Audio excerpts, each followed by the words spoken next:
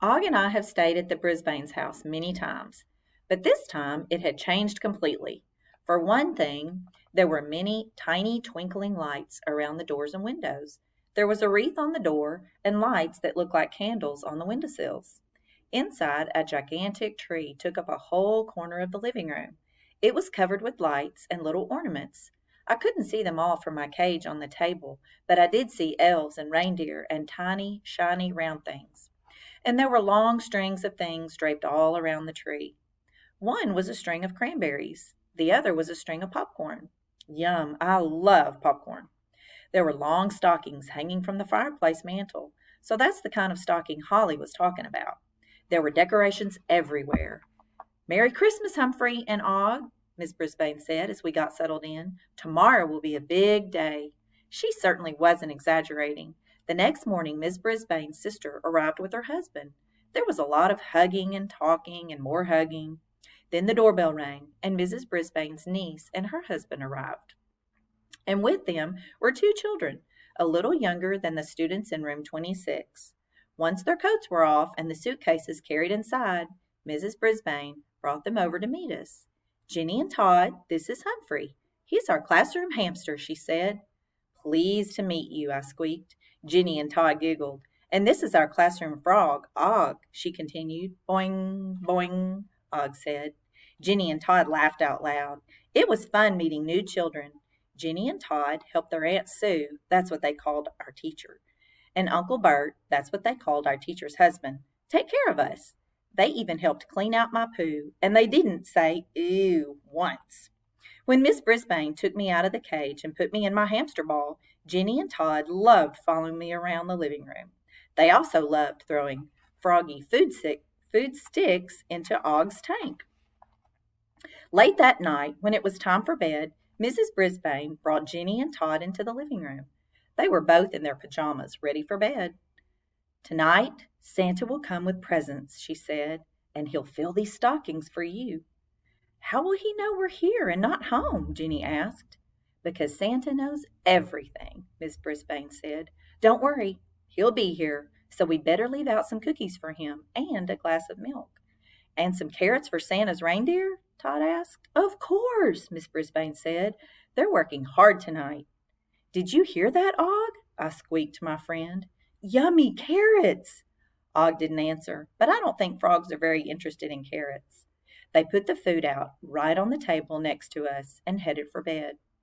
Right before she left the room, Miss Brisbane came over to my cage.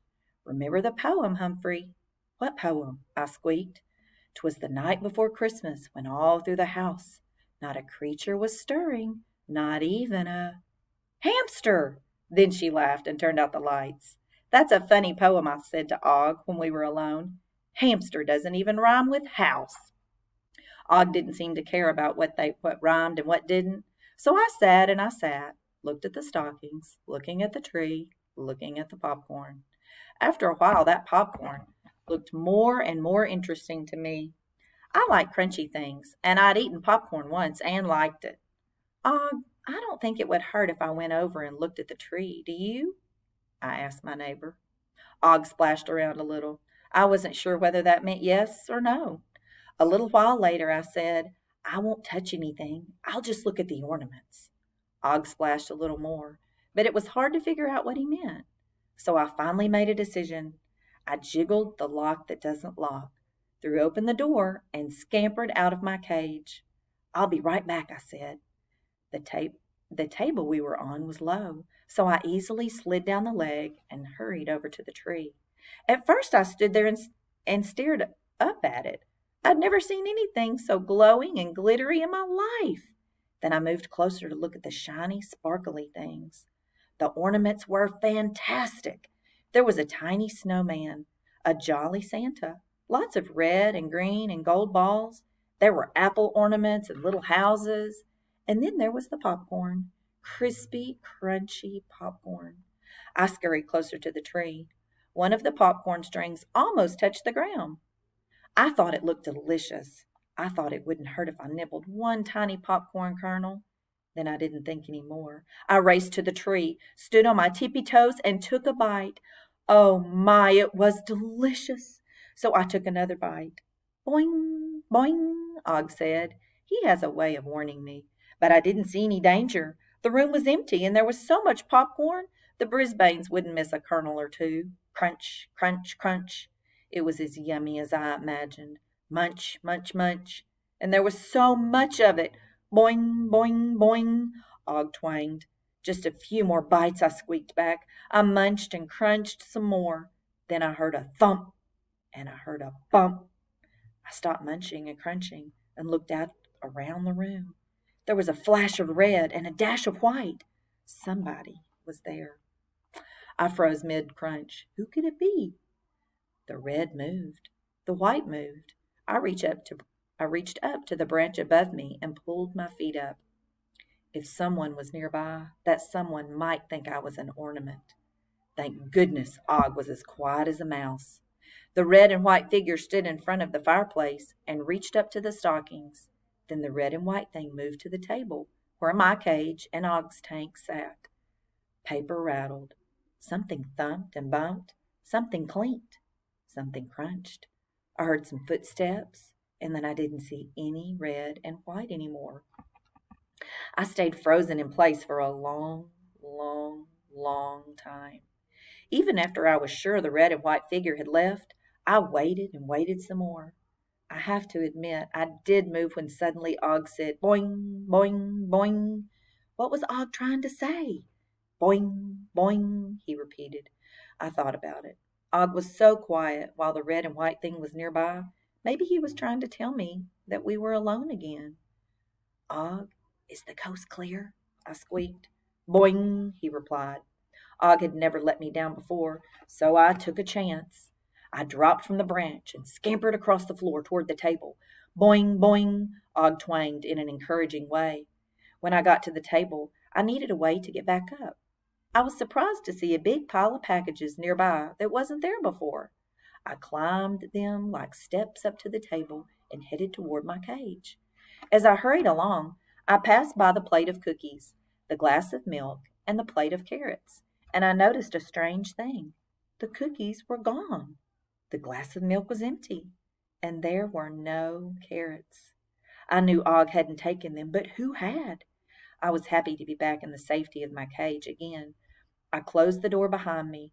What happened, Og? I squeaked. Did you see who it was? Boing, boing, boing, boing, Og replied. He was hopping and jumping and leaping around. Do you mean, I paused to think, do you mean it was Santa Claus here? Og hopped and leaped and boinged some more.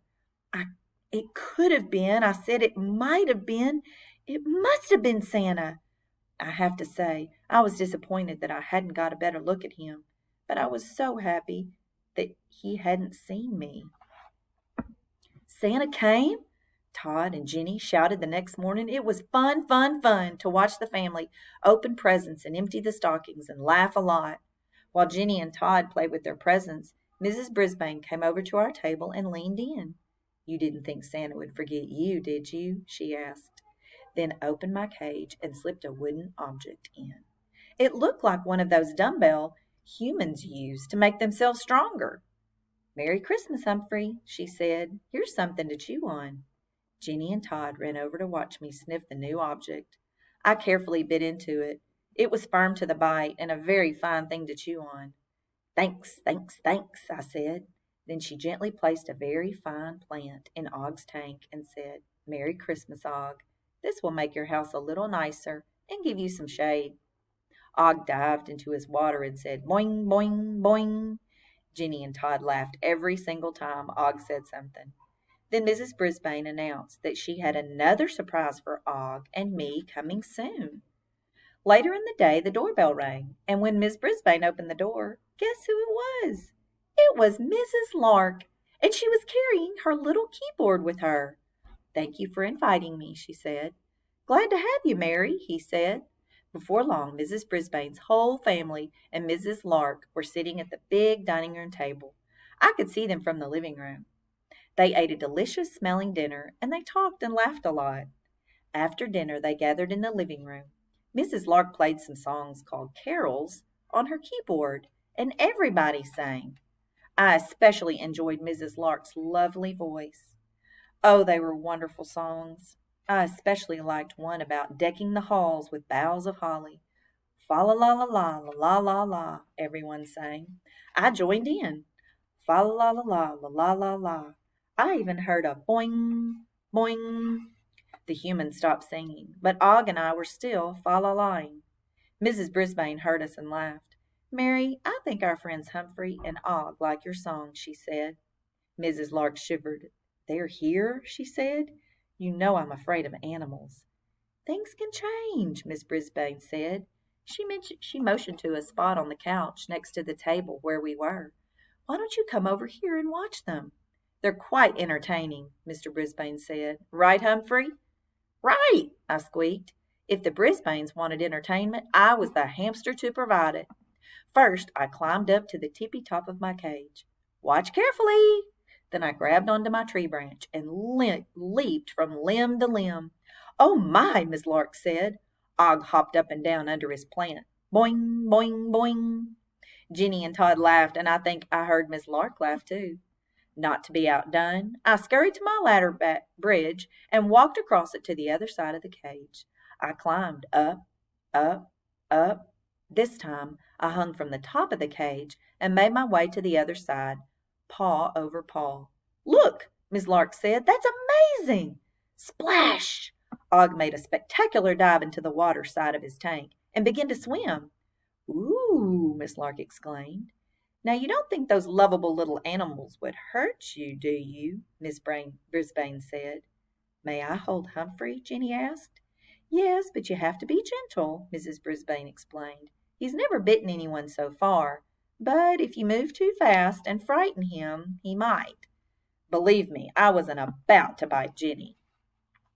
Mrs. Brisbane showed her how to hold me cupped in one hand and told her to hold the other hand a few inches above my head like a little roof. It felt warm and cozy. Can I pet him, Aunt Sue? Todd asked. Yes, if you stroke his back lightly with your fingers, Miss Brisbane told him. Oh, that felt so good. He's soft, Todd whispered. How about you, Mary? Miss Brisbane asked. Sure, go ahead, I squeaked. I wiggled my whiskers to look extra friendly. She reached out slowly and rubbed her finger along my back. Oh, yes, he is soft, she said, and he's got such a cute face. Yes, yes, yes, I had won her over. 2 days ago she'd been screaming at the sight of me. Now she was my friend. A new friend really is the best gift of all. After dinner, as everyone ate pie and chatted, Mrs. Brisbane said, This has been the most perfect Christmas, celebrating with family and good friends. That includes you, Humphrey and Og. Gee whiz, come look out the window, Mr. Brisbane called out. He'd been peeking through the curtains, and now he opened them wide. Outside, snow was falling, covering the lawn, the sidewalk, and the trees. The Christmas lights twinkled merrily against the falling snow.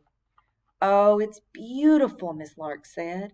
A white Christmas, Jenny shouted. We can build a snowman and make snowflake ice cream. Can you see it, Og? I asked my neighbor. Boing, boing, he replied. You know what it is. It's a winter wonderland, I told him.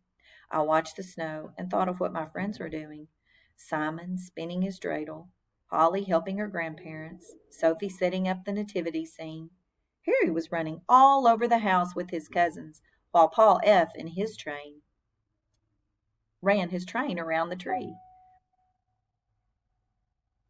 Phoebe was talking on the phone to her parents, I was sure, and I imagined Kelsey was dreaming about dancing in the Nutcracker.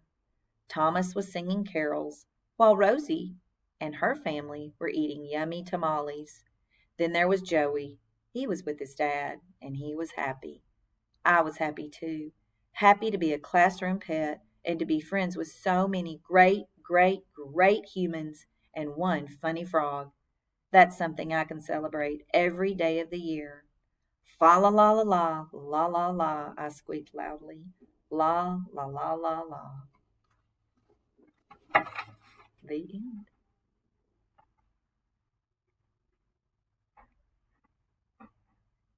Oh, it didn't stop. And you put done. See, done.